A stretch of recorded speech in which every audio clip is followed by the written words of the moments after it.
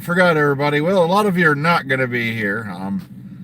Sadly, I completely forgot yesterday that for some stupid reason we go on daylight savings an hour earlier than or sorry, a couple weeks earlier than everybody else out there on the planet for some dumb reason, and I just can't figure out why.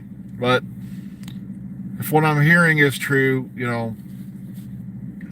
this will hopefully be the last time we've got to switch the clocks around for this garbage. For one, like I said, a few of the reasons they came up with this stuff was to save, time for farming and stuff like that. But of course, now we have modern equipment, with headlights and things like that. So it's like, plus we ain't got to worry about burning, saving on whale oil or things like that. So hopefully, yeah, we're getting rid of daylight savings time. I can't figure out why it's even still around now. It's kind of like the global warming crap. I'm like, for you folks who are as old as I am, there's a reason why I am highly skeptical about climate change, global warming, and stuff like that. And that's because if you grew up around the same time I did, back in the late 70s, early 80s, the story then was we were heading for another ice age. And they presented facts, figures, sketches, charts, and all this stuff saying that we were going to be in a freeze down by such and such a year. Now they're saying it's global warming and climate change, and they're acting like, well, if I go out and buy myself a Tesla or a Prius, the weather's going to somehow be more favorable in the next 5 minutes. And it doesn't matter. It's that's why I agreed with George Carlin. We've only the weather's changed radically across how many centuries. We've only been engaged in heavy industry for a little over 200 years, yet somehow we're affecting the weather on the planet. And even if you did get all these things done that you want done, you've got like here in the U.S., the place I've worked at, zero landfill. Our emissions are checked regularly, and just about everything's recycled, smelted, and reused, and things like that. But when you look over at, like, say, China, where remember when they had the Beijing Olympics and they had to shut down industry for like almost a month before the athletes got there? They're never going to change that. And they're not going to change that because why should they? Because they're selling stuff to us and other countries, which is, like I said, to this day, I find it so interesting that we've got athletes who are making millions of dollars a year selling young kids sneakers that cost hundreds of dollars when chances are that sneaker was made by some poor child in China making a couple of cents on the hour. A sneaker that probably had a combined total of being manufactured of like $1 a pair. And that's overestimating it. The reason why I called it quit making excuses is, once again, the Oscars were on. Now, how many of you saw that outfit like Alessandra, whatever her name, was wearing? It was basically a bikini bottom underneath with a couple of pasties over a see-through complete dress. And I'm standing there going, you might as well have just showed up naked with wearing a purse on your arm. It's kind of sad when the ladies who attend the AVN Awards dress with more class than these Hollywood actresses who show up to Academy Awards these days. I'm not kidding.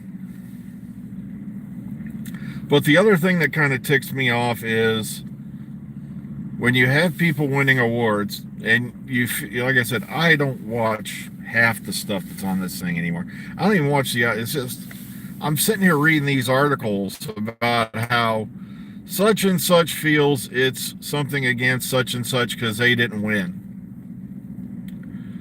I think it was Angela Bassett was claiming something or was upset, and her fans were upset. because Jamie Lee Curtis won an Oscar and she didn't. And of course, here we go again, smack down the race card. It's all bigotry. And I'm like, is that how we're going to do this now? It's bad enough when we had sour grapes, but now we're going to have, yeah, I didn't win because I was a certain color or race. You better not tell that to how many other Academy Award winners who have been of that same race over the generations. One of which his movie got canceled because Gone with the Wind was not politically correct with the times.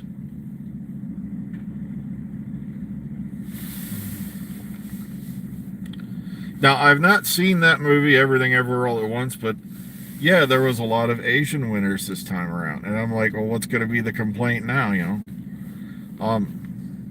But I'm sick of hearing all this nonsense. But here's the other thing that got me going. Apparently a bunch of directors got mad because only male directors got nominated for Best Director this time around. And I'm sitting there going, you have no room to bitch whatsoever. And I'll tell you why. Remember when it came down between Jim Cameron and I want to say her name was, give me a break here because I'm really straining the memory box. I want to say Catherine Bigelow was the director of The Shit Locker, which, by the way, I knew guys who were in UDT. I knew guys who handled explosives back in the day, and they thought that movie was a complete comedy. Yet they put The Hurt Locker up against Avatar,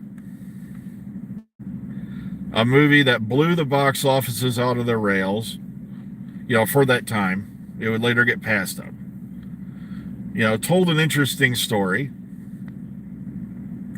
even though to me it's like Dances with Wolves in space. Okay, that's my vibe I get off it. And yet The Hurt Locker won.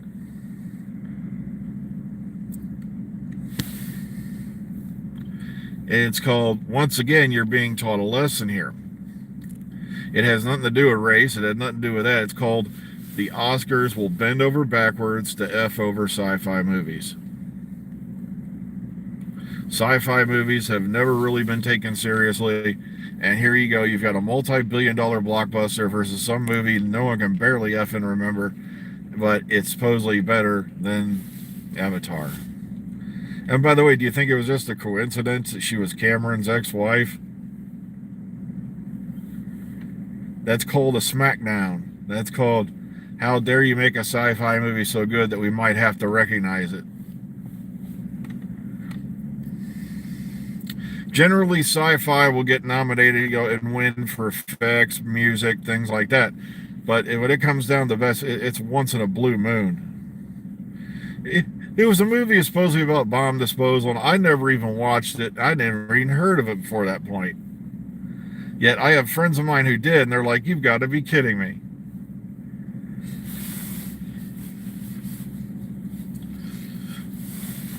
The only time I finally heard of it other than this reference was somebody used to take bits of the poster and they put it a cutout of John Hurt as the War Doctor, and they called it the Hurt Doctor. They changed the poster so it said the Hurt Doctor. But once again, folks, quit blaming this, quit blaming that. Like I said, if your movie didn't win, or your chances are, one of the things you look out for if you do pay attention to the Oscars, sci-fi movies will get nominated, like I said before, for music, special effects, prosthetics, and things like that. But if it comes down to a Best Picture nomination, you hardly ever see it. And like I said, the one time you did, it got smacked down by The Hurt Locker, and it just happens to be Aunt Cameron's ex-wife, the director. Come on. Also, quit jumping up and down saying because they only nominated male directors, it's a sexist thing against you. And all it's called, maybe those other movies just weren't all that good, you know, in the Academy's eyes. Also, I don't even want to know how that stuff works, okay? Because frankly, at the end of the day, it don't mean shit. Now, I did get a giggle because a lot of people, you know, are doing a lot of wish casting, for Doctor Who now, based on the new Disney budget and all that. And I'm like, what if we could get Michelle Yeoh? And I was like, screw that. I want to finally get Patrick Stewart on there, for crying out loud. Especially now that he's finished with Picard, but then again, he is getting on a bit. Come on, they've had Sir McKellen in there as a voice role.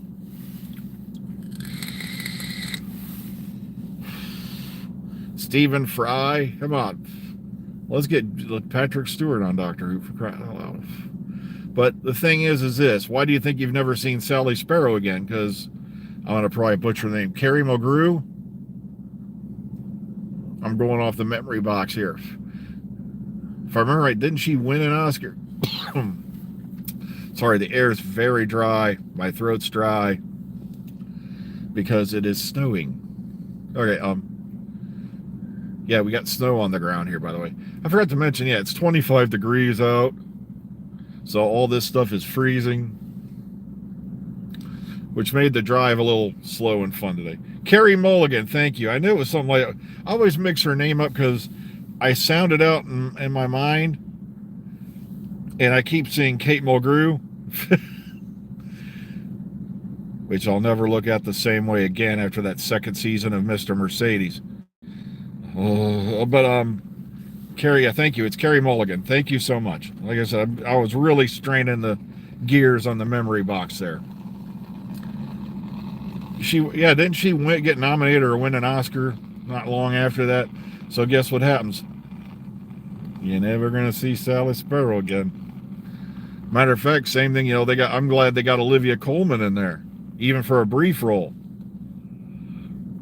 All the way back, in Matt Smith's opener, The 11th Hour, because Oscar winner, never gonna see her again. Or you never know, she's a big fan of the show and all that, but like I said, get Patrick Stewart on that show, for crying out loud. Okay, I can't remember if she won or not. I'll have to look that up.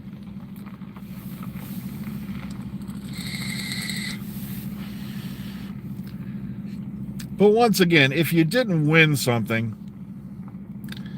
at least have the class to think, maybe, this person did something better. Maybe this person was more, had something that I didn't have for that particular role. Something like that. Don't say they won because they're white, or they won because they're male. They won because of this. The day you start making excuses, that just shows to me that you're shallower than a pond of piss in the Sahara Desert, or a pool of it. It's just, it just doesn't make sense to me. But then again, who cares? It's the Oscars. Take care, everybody, please. Be kind, be calm, be safe out there. We'll catch you all hopefully in the future. Like I said, hopefully everyone's clocks will be synced up here within the next... Sorry, I got to get a drink of water. I have a serious case of the dry throat this morning, so because of the weather and all that. So take care, everyone. Be kind, be calm, be safe. We'll catch you all on the flip side. And yeah, I saw that bit, but like I said, that's the guy who wrote it.